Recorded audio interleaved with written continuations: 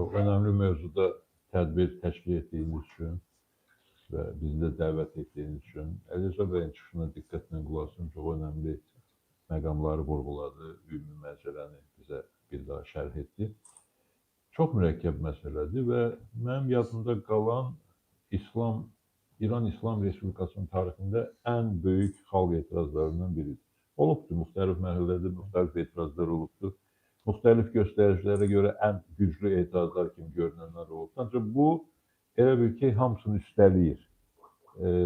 İnsanların qəzəbi səviyyəsi baxımından, çox sürətlə bütün İranı əhatə etməyə başlaması baxımından və təbii ki, ilkin səbəblər iqtisadi səbəblərdir. Realın deməli, dollara nisbətən dəhşət dərəcədə ucuzlaşmasıdır, bazarda qiymətlərin nəzarətsiz şəkildə artmasıdır və s. Bunlar bəllidir. Və təbii ki, İran bu İslam rejimi dönəmində o qədər problemlərlə üzləşib ki, artıq bütün sahələrdə xalqın etiraz eləməyə əsasları var, xəttləri var və ona görə də proses çox sürətlə gedir. Qeyd olunduğu kimi ilk mərhələdə bizim soydaşlarımız çox da proseslərə qatılmadılar. Necə ki, əvvəlki bir neçə etirazda da soydaşlarımız, Azərbaycan türkləri xüsusi fəallıq göstərməməyə çalışıblar.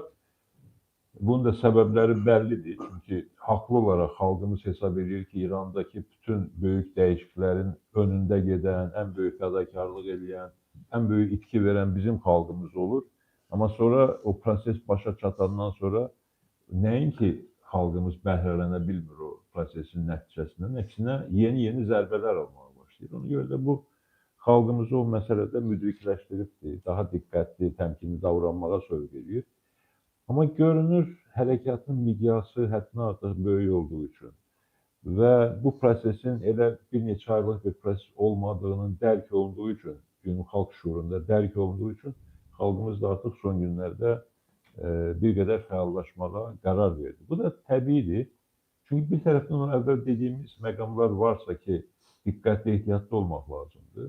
Digər tərəfdən də başqa bir risk də var ki, təhlükə də var ki, proses çox sürətlə gedə bilər və müəyyən nəticələrə gətirib çıxara bilər və xalqımız isə bu proseslərdən kənarda qala bilər.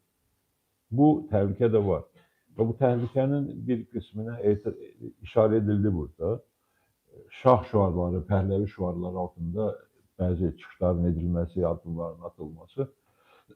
Bu özü təbii ki, İran üçün çox ciddi bir təhlükədir. Təkcə xalqımız üçün deyil, İran üçün böyük bir təhlükədir. Yəni, əslinə qalanda 1978-79-cu illər inqilabı İran xalqları üçün doğrudan da bir çıxış yoluydu. Əvvəlki şah diktaturasından bir çıxış yoluydu. Amma təəssüf ki, yağışdan çıxıb yağmura düşdülər. Fars rejiminin nəzarətindən çıxıb İslam şüarı altında xalqlara zülm edən bir rejimlə üzləşdilər. Amma bütün bunlarla yanaşı, əgər Pəhləvinin güclənməsini istəmirsə xalq, hərəkət etməlidir, alternativ qoymalıdır. O baxımdan hesab edirəm ki, proseslər həddindən artıq ciddi şəkildə öyrənilməlidir. Burada həm informasiya işi daha yüksək səviyyədə aparılmalıdır. Azərbaycan saytları, Azərbaycan şəbəkənin Azərbaycan bölümündə bu məsələlərlə bağlı yazılır. Ancaq mən bunu kifayət hesab eləmirəm. Daha dolğun, daha dəqiq, daha operativ xəbərlərə ehtiyac var və məlumat bazasına ehtiyac var və cəmiyyətin hamısının etibar edəcəyi müəyyən bir informasiya mərkəzlərinə ehtiyac var. Məncə bu hələlik bu şərtdə tamamlanan olunmur. İkincisi, analitik iş lazımdır. Bu proseslər ciddi şəkildə araşdırılmalıdır, öyrənilməlidir. Kökləri, səbəbləri, bugünkü gedişi, mümkün istiqamətləri öyrənilməlidir ki, düzgün nəticələr çıxarıb tövsiyələr də vermək olsun, qərarlar da vermək olsun. Biz Müsavat Partiyası olaraq İranı və Güney Azərbaycanı hər zaman diqqət mərkəzində saxlamışıq. Son günlərdə də 2 həftəyə yaxındır bu proseslər başlayandan. Demək olar ki, hər gün bu vəziyyəti biz təhlil edirik. Müsavatın analitik mərkəzi bu mövzuda araşdırmalar aparır və partiya rəhbərliyinə tövsiyələr təqdim edir. Bu işi davam etdirəcəyik. Amma təbii ki, tək Müsavatın gücü ilə aparılacaq bir iş deyil. Burada bütün cəmiyyət və bütün dövlət bu işə gücünü qoymalıdır, potensialını qoymalıdır. Biz Azərbaycan hakimiyyətindən də inanmaq istərdik ki, bu məsələyə gereken həssasiyyət göstəriləcək. Zaman zaman deyilir ki, soydaşlarımız hamısı bilməzdilər ki, onların bir dövləti var, Azərbaycan Respublikası. Bütün dünyada yaşayan Azərbaycanlıların dövlətidir, vətənidir. Bu çox gözəl tezisdir. Hər zaman bunu biz də demişik. Amma buna uyğun da addımlar atılmalı, işlər görülməlidir. Güneydəki soydaşlarımız, İrandakı soydaşlarımız həm hiss eləməlidirlər ki, tək deyirlər, yalnız deyirlər. Onların arxasında bir dövlət var, qonşu dövlət var. Həm də ki, Azərbaycan dövləti burada gedən proseslərə hazır olmalıdır. Bunun üçün də Azərbaycanın yenə də bir milli birliyə ehtiyacı var.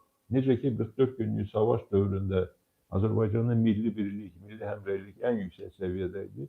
İndi də o səviyyədə bir milli birliyə ehtiyac var. Və bunun üçün də Azərbaycanda haqqın, ədalətin bərqərar olmasına ehtiyac var. Azərbaycanda bu ədalətsizliklərə, siyasi həbslərə və təqiblərə və s. son qoyulmalıdır ki, xalq bütövləşə bilsin və xalq gereken anda öz gücünü, iradəsini ortaya qoya bilsin. Mən əminəm ki, xalqımız hər zaman bunu edib və edəcək. Şərtlərdən asılı olmayaraq bizim xalqımız müdrik xalqdır, təcrübəli xalqdır. Ən mürəkkəb vəziyyətlərdə də öz iradəsini, öz haqlı mövqeyini ortaya qoymağa, fədakarlıq göstərməyə hazır olan bir xalqıq biz.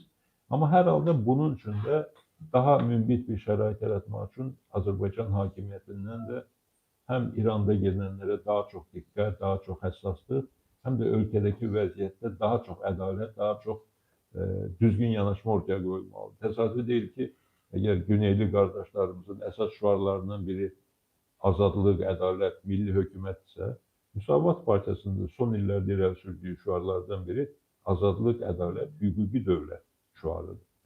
Yəni, bu məsələyə diqqət yetirilməlidir. Və bir məsələyə diqqət edib sözümü yekunlaşdırmaq istəyirəm. Yəni, zamanında Azərbaycanda xalq hərəkatı dönəmində bizim məşhur bir sözümüz var idi ki, hədəf bəlli, təşkilat bəlli, lider bəlli.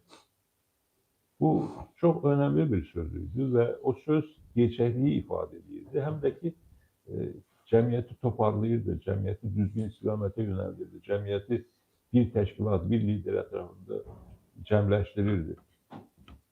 İndiki mərhələdə də buna ehtiyac var. Təəssüf ki, eyni sözləri biz İrandakı soydaşlarımızla bağlı deyə bilmirik. Hədəf bəlkə də birdir, azadlıqdır, amma yanaşmalar fərqlidir azadlıq məhsuluna.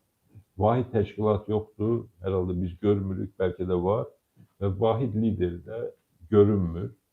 Halbuki çoxlu dəyərli insanlarımız var. Güneydə də, Avropada da, Amerika Birləşmiş Ştatlarında da güneydən çıxan bir çox tanınmış insanlar var ki, bizim onlara saygımız var.